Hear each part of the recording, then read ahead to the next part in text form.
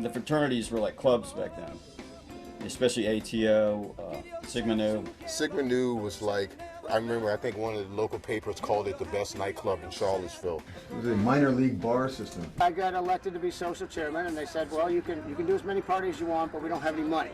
We started a thing called the coffee houses, which never really served any coffee. It was basically an open mic night. That was probably the first place that I really got to do what I do, get on stage and improvise and just be free to just create on the violin. We set up a small sound system in the basement, and of course back then bought kegs to sell. I remember the coffee houses would start at like 7 at night and go to like 7 in the morning. Never a noise complaint because the room was built into the hillside. They had the absolute perfect setup. And everybody came through Sigma Nu. Skip Castro from the 80s, the Casuals. I looked at those guys and I said, I want to do that, you know? I want to be up on stage. I want to rock like those guys. That was definitely a place where I dreamed of being on stage and rocking in the basement of Sigma Nu.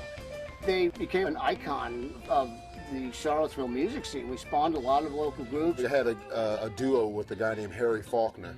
Down Boy Down. That was my idea. I thought it had a vaguely sort of, sexual connotation. That's pretty much what a band needs to be successful, I think.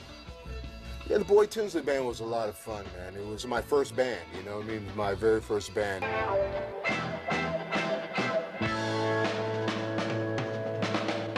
Coming back, I seem to take a hard way. We played in a lot of local clubs and, did a lot of fraternities. Oh, the fraternities were always a big part of the music scene here. Concerts in your living room. What could be better? You just got out of high school, you just left your parents' house, you're living in a house with a bunch of dudes, and all of a sudden on Friday night you can get downstairs and there's Skip Castro just jamming. It sure helped your love life, that's for sure.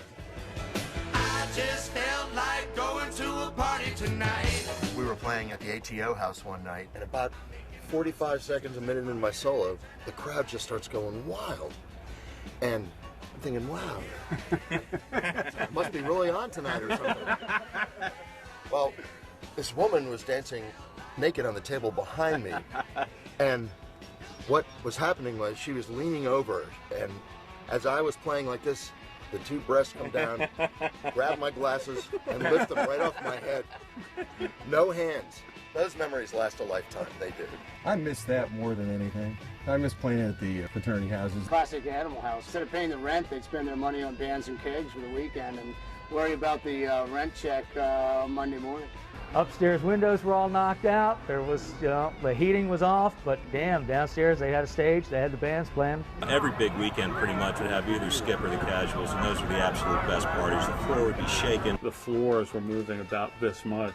I was the most likely to survive because I was set up on the hearth. I figured when the floor went, I'd be able to grab onto the mantelpiece. The big thing was to be up on the radiator so you could actually see the band. Usually the best looking women would stand up there. Drunks trying to get on stage and I just push them off with my guitar. I think they invented the mosh pit at the Fiji house. Crowd surfing in 1981. Elbows thrown, definitely a fight for position. Guys slamming into each other and dropping to the ground unconscious. A-T-O, A-T-O. I think the king of all the wild parties ever at UVA had to be the pie fights.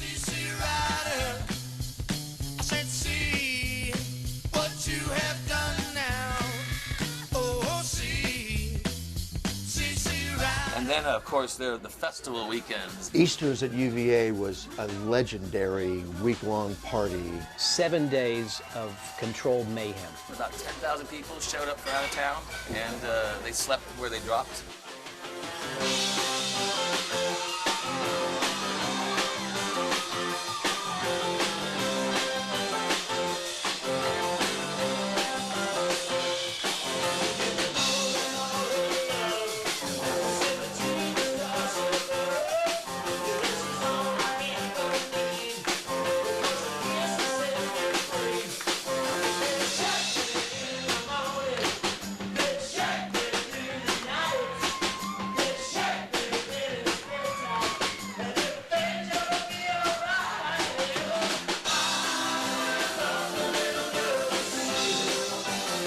Easters would just blow you away because it was this whole endurance thing.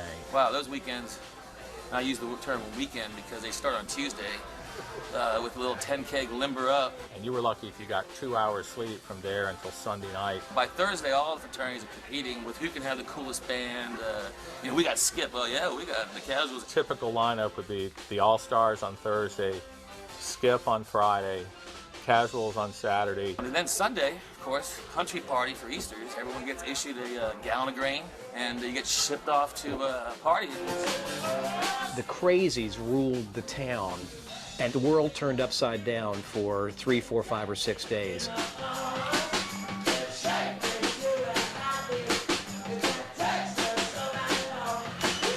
I remember looking out of my room on Phi Psi, and the whole Mad Bull area was undulating. And at first, you know, I was like, what the heck? And then I realized it's people. The police had cordoned off Rugby Road, and it was just a pedestrian mall of Mardi Gras-like atmosphere. Carnival. And this went on for days, and days, and days. And I always remember it was one night playing at a frat, and we pull open the door, and right out on the street in front of us, thousands of people. And the streaker comes out of the crowd and jumps on the hood of the police car, standing there butt naked to the world, arms stretched out like this, standing there just like a hood ornament on the car.